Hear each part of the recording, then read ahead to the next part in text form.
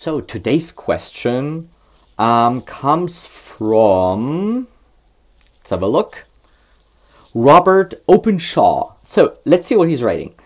I am a still photographer. A lot of my work is for non-profits, the same that I'm in the niche that I'm working at, with projects overseas and so on. I occasionally produce a video using stills and voiceover or interviews. They're happy to pay for my travel and lodging expenses, but are very cheap about paying a day rate. I enjoy shooting for nonprofits and in most cases believe in their mission, but getting a decent rate is very difficult. The photos are usually used for public awareness, for raising funds, but predicting how much money will be realized beforehand is not always possible. Back in the 70s and 80s, I had no trouble getting $500 per day for my editorial photography, but now I think those golden years are over. Day rates have actually come down. Thanks, Shmuley. Okay, let's break it down, Bob.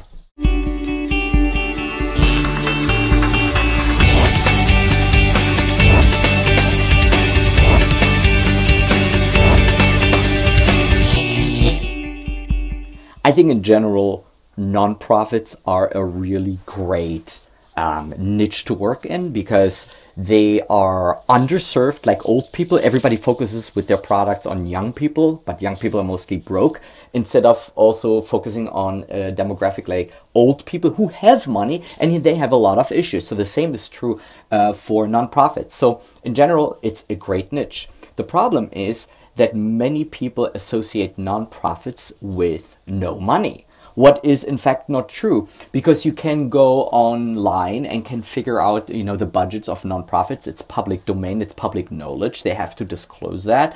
And you see that they have millions and millions of dollars to spend. And usually their CEO, let's say if you look at a university or a high school, starts at let's say a principal at around $200,000 a year and goes all the way. I've seen, yearly rates up to $800 million that the CEO of a nonprofit gets. And, then there's obviously not just the CEO, the principal, there's many other people who make not as much, but at least in the six-figure realm. So this is totally bogus that nonprofits have no money. Now, the second part of your question is, basically indirect, like should I go with a day rate? And I think a day rate is really not a good idea, because a day rate, and that's why the price came down, is a commodity. So what does it mean, a day rate? So let's say I charge $1,000, right?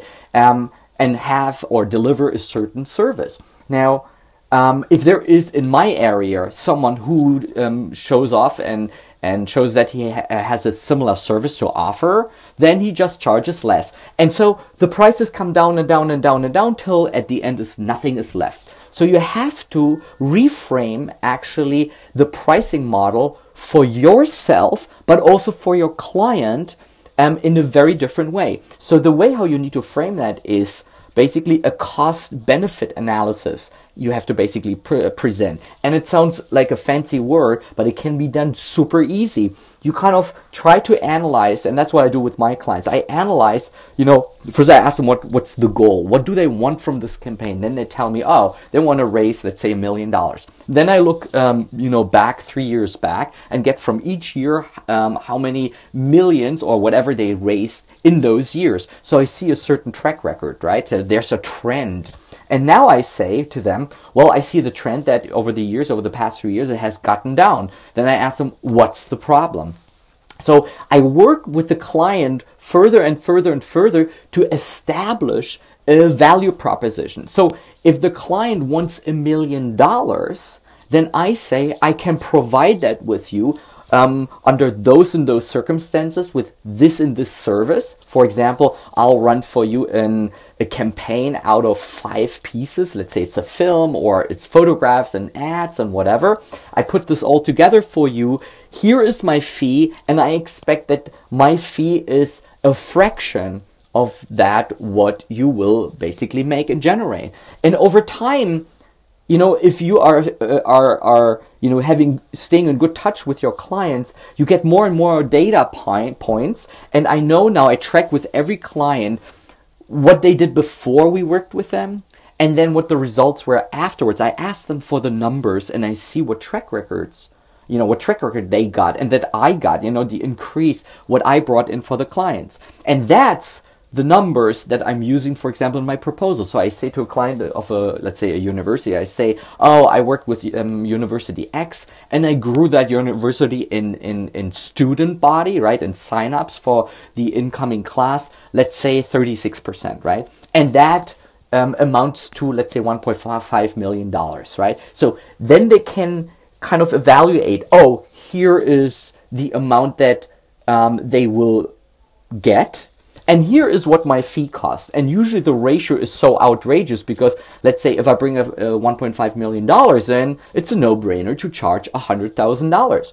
So I could not do this if I commoditize that with, you know, a day rate. Because for $100,000 for such a campaign, how many days do I work? I work a lot. It's a bunch of weeks.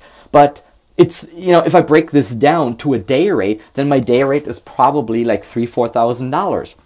Now, if I tell them what my day rate is, it's $3,000-4,000. You know what will happen? They will, whoever you are in touch with, they make also a certain amount of money, right? And a certain amount of money per day. They will actually kind of figure out like, this guy gets $4,000 a day. How much money do I get? So there's kind of a like a personal. Let me just interject here quickly. What I mean is that we are human beings and we are beings, you know, we compare ourselves, you know, to other beings and see where in the hierarchy we are, you know, fitting. And if I come and say I make $4,000, you know, to the person that is in touch with me about this project, then there could be happening all kinds of weird psychology, whether it's jealousy or that the person, you know, kind of feels that, well, this guy makes so much money. I make only like $200 a day. He makes $4,000. That, you know, he is outrageous, charging so much money, and boom, done, right? Like there is nothing to talk about it because the evaluation from that person comes from a different kind of perspective. Discomfort or a weird psychology that like all of a sudden kind of evaluate whether your day rate is worth something or not, just based on their own preference.